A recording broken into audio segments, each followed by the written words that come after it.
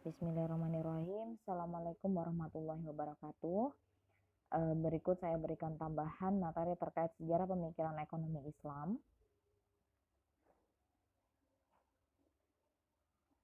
Ya, tapi sebelum sampai ke sana, sebetulnya kita perlu mengetahui ada great gap, ya, fenomena great gap di mana ada kemiripan antara pemikiran Islam dan juga yang ada di Barat. Namun demikian, great gap seperti apa yang dari Sumter 1950 ini, bahwa ketika di Eropa mengenal Dark Age atau era kegelapan, justru di timur, di peradaban Islam, justru disitulah adanya Golden Era, di mana keilmuan itu benar-benar sangat berkembang dan mencapai pada puncaknya, dan itu hal yang bisa dibilang tidak pernah diungkapkan oleh para pemikir Barat. Dan di Golden Era inilah pasti disitulah ada dukungan pemikiran dan juga perekonomian yang sangat memadai. Jadi terdapat adanya penafian pemikiran ekonomi Islam dalam sejarah ilmu ekonomi, dan great gap ini sangat berlangsung lama, yaitu sampai 500 tahun. Namun demikian, tidak ada satupun tokoh ekonomi Islam yang dimasukkan dalam sejarah pemikiran ekonomi yang secara konsen itu. Sesungguhnya pada saat Dark Age tersebut, di Islam ini terjadi peradaban yang sangat berjaya, sehingga great gap ini seakan tidak objektif, sehingga memunculkan adanya pemikiran yang mirip nih antara Barat dan Islam. Apakah ada kemungkinan orang Barat itu mencuri pemikiran-pemikiran ekonomi Islam dan tidak menyebutkan sumbernya? Itu yang menjadi salah satu concern. Ini gambaran great gap yang ada, di mana Adam Smith yang terkenal sebagai bapak ekonomi dunia itu baru ada 18 Masehi. Sementara seperti tokoh-tokoh terkenal di periode pertama Abu Yusuf, di periode ketiga ada Al-Ghazali, Ibnu Taimiyah, Ibnu Khaldun dan sebagainya, itu jauh sebelum Adam Smith ada. Nah, ini menjadi salah satu hal yang perlu kita tekankan. Kemudian terkait dengan ilmu ekonomi Islam sudah dijelaskan, jadi saya kira tidak perlu dimasukkan. Kemudian terkait apa sih karakter umum dari ekonomi Islam itu sendiri, bahwa memang ada komitmen tinggi yang pada etika dan norma, sehingga serta perhatian besar terhadap keadilan pemerataan kekayaan.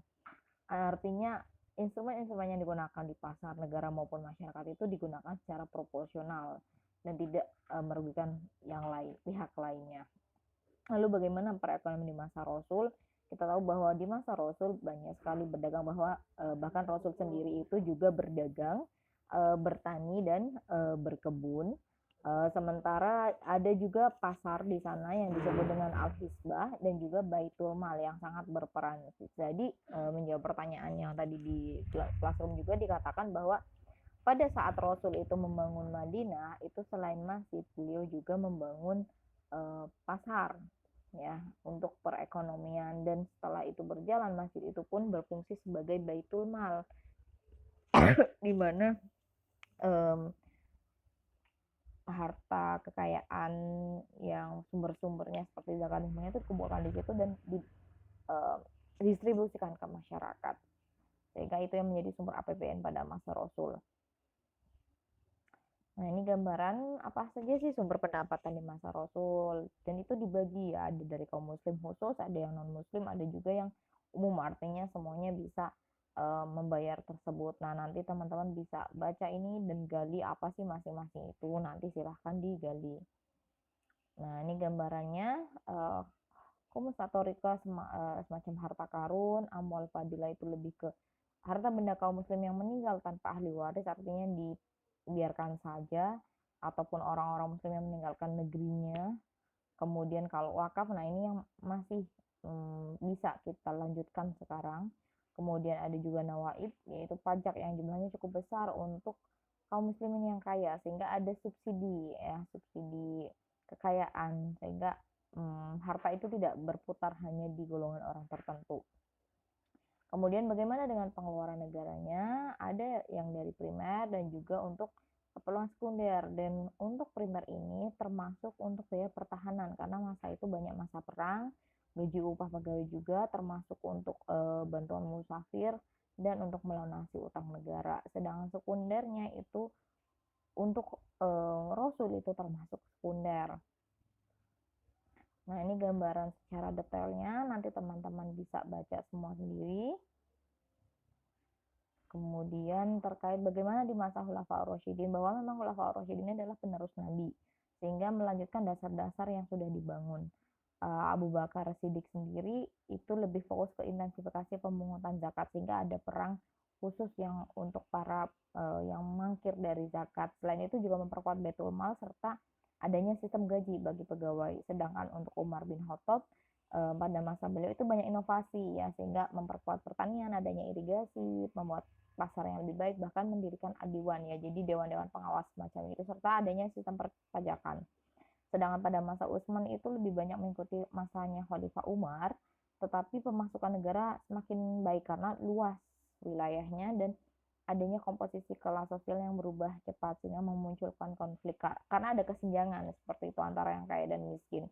Ya, biasanya seperti itu fenomenanya ketika suatu peradaban itu sudah di puncak, lalu nilai-nilai Islam atau akhlaknya kurang dipegang, keimanannya, sehingga banyak terjadi perdebatan, konflik di sana.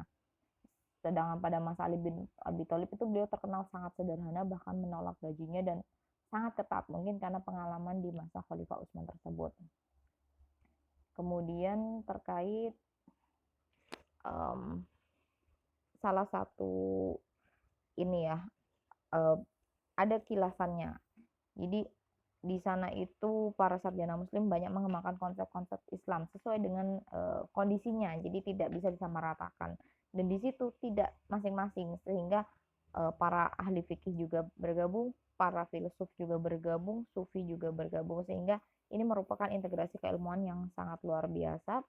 Dan periodisasinya pun dibagi 4, dari periode awal dari masa Rasul sampai 1037 Masehi ya. Kemudian periode kedua itu merupakan kejayaan seperti itu, dan periode ketiga itu mulai adanya kemunduran. Ini memang fase yang seperti biasa ada.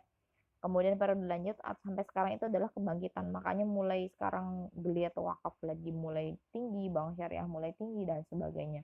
Nah, ini adalah gambaran secara rincinya, nanti teman-teman bisa baca secara mandiri.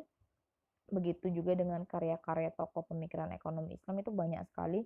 Kalau tadi ada yang menanyakan siapa yang terkenal, hampir semuanya itu terkenal kalau kita mau mengenal ya. Dan kalau kita nggak hanya membaca referensi barat itu, dan banyak pemikiran-pemikiran yang mirip, maka dari itu sepertinya ada semacam pencurian pemikiran, katakanlah dari Islam ke barat, karena banyak yang diterjemahkan kan ke bahasa mereka seperti itu. Bagaimana dengan periode pertama? Nah, periode ini banyak sarjana muslim kan masih hidup bersama Rasul dan sahabat, sehingga referensinya lebih akurat karena mereka langsung bertanya kalau ada apa-apa. Termasuk di masanya Abu Yusuf ya, yang sangat terkenal, termasuk ya, Imam Hambali, Yahya bin Adam dan sebagainya. Sedangkan nah, ini salah satu yang terkenal di masa periode pertama, Abu Hanifah dan juga Abu Ubaid.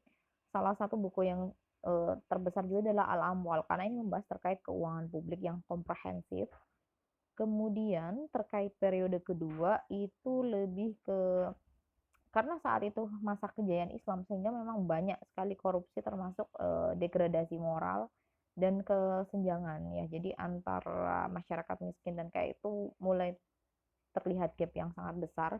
Dan salah satu pemikir yang besar, banyak sih di periode 2 ini, hampir semuanya terkenal ya, ada Al-Ghazali, Ibnu Taimiyah, Ibnu Khaldun, ini sangat terkenal. Ibnu Rushd juga sama. Nah, ini mungkin kalian bisa pelajari secara mandiri juga untuk rincinya, bahwa Al-Ghazali itu sangat luas ya pembahasannya, termasuk terkait pasar ya, nanti akan kita pelajari produksi serta peranan negara dan keuangan publik. Sementara Ibnu Taimiyah lebih ke harga dan pasar, al-hisbah, perpajakan dan sebagainya. Ada Ibnu Khaldun dan lain-lain juga. Sedangkan periode ketiga itu karena tadi banyak korupsi, degradasi moral, sehingga ini mencapai kemunduran. Dan pada masa itu adalah banyak para tokoh yang istilahnya memang mengkritik ya. Dan pada saat itu ada Syekh Waliullah terkenal juga, Muhammad Abduh juga sangat terkenal, termasuk Muhammad Iqbal. Nah, sehingga Syah Waliullah dalam bukunya Hujatullah Al-Balighah itu banyak menjelaskan rasionalitas dan aturan-aturan syariat yang berlaku ya. Seperti misal apa sih manfaat kerjasama, barter, termasuk mujaroah, mudharabah, musyarakah itu dibahas oleh Syah Waliullah. Kemudian saat ini periode keempat atau kontemporer itu lebih kepada kebangkitan ya, sehingga um, umat Islam tuh mulai menyadari bahwa sepertinya ada yang miss lah di sini, ada yang misunderstanding di sini, sehingga para ahli muslim pun mulai membuka kembali persoalan soal ekonomi dari perspektif Islam, sehingga memicu para ekonomi muslim lainnya untuk berkembang ya, dan mendirikan berbagai institusi ekonomi Islam termasuk kampus-kampus Islami ya dan sebagainya. Nah, salah satu nggak salah satu ya. Jadi kalau sekarang itu dibagi sampai ke tiga mazhab. Ada yang Bakir Asadar, mazhab mainstream, dan mazhab alternatif kritis. Jadi masing-masing itu punya peran. Kalau Bakir Asadar itu ya memisahkan bahwa ekonomi Islam tetap Islam. Artinya em, bisa saja ilmu ekonomi itu tidak sejalan dengan Islam dan sebagainya. Sedangkan kalau mazhab mainstream ada Umar Chapra yang sangat terkenal, termasuk Najatullah Siddiqi juga terkenal, itu mengatakan bahwa pada prinsipnya sumber daya itu terbatas, sementara memang kebutuhan manusia yang tidak terbatas. Sedangkan mazhab alternatif kritis, salah satu yang terkenal juga adalah seperti Timur Quran dan sebagainya, itu mengatakan bahwa kalau Islam pasti benar, tapi ekonomi Islam belum tentu benar, karena memang itu ijtihadi, artinya sesuai kondisi yang berlaku juga di sana.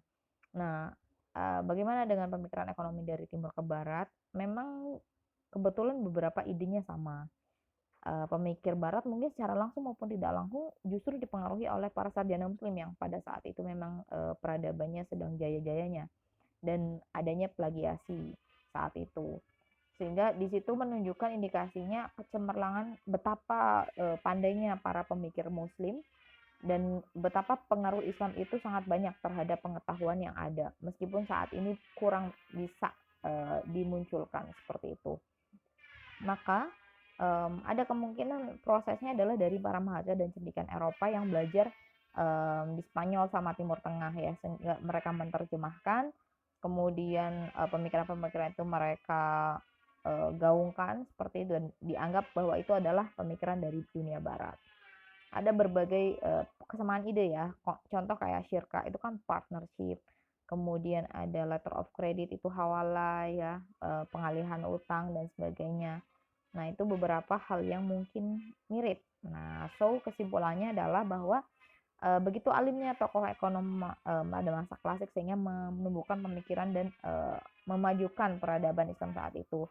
Dan ekonomi Islam sebenarnya bukan hal baru ya. Ini adalah proses yang terus berkembang serta banyak sejarah yang tidak tercatat. Nah, maka dari itu kita perlu sekali untuk mempelajari sejarah Islam itu sendiri termasuk dalam keekonominya. Dan kita harus pahami bahwa keuangan publik dan teori ekonomi lainnya itu sebetulnya dicetuskan oleh para muslim yang kemungkinan besar diadopsi oleh barat tanpa menyebutkan sumber asalnya dari para pemikir Islam. Mungkin sekian sedikit tambahan dari saya. Assalamualaikum warahmatullahi wabarakatuh.